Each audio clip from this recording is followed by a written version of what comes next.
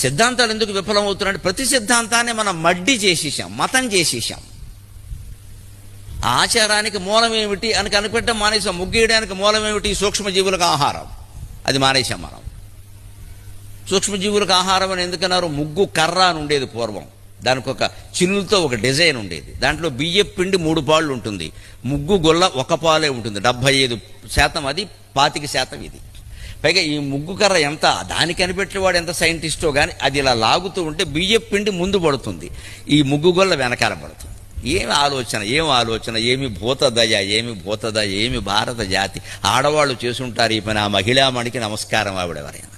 ముగ్గు కర్ర అంచేది మనం ముగ్గు ప్రయోజనం నిజంగా నెరవేరాలంటే ముగ్గు కర్రతోనే ముగ్గెయ్యాలి, లేకపోతే మీ చేత్తోనైనా వెయ్యాలి. లేదే ఎవరికి నడువు వంగదో.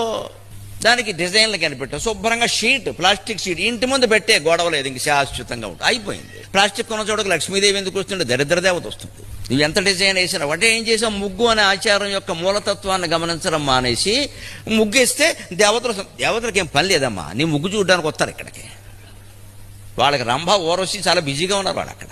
నీ ముగ్గు ఎవడికి కావాలి? బొడు ముగ్గు. దేవతలను మనం లోకు కట్టాం. మనం ఏదో అట్టిపండు ఎడితే వచ్చేస్తాడు, ముగ్గేస్తే వచ్చేస్తాడు, దీపం పెడితే వచ్చేస్తాడు. పనేం లేదు అక్కడ. ఆ దీపం ఎందుకు, ఒత్తులు ఎందుకు, తిప్పడం ఎందుకు, మెలిపెట్టడం ఎందుకు, నూనె ఎందుకు, ఇదేం అక్కర్లేదండి. ఎన్ని దీపాలు పెట్టాం అంతే.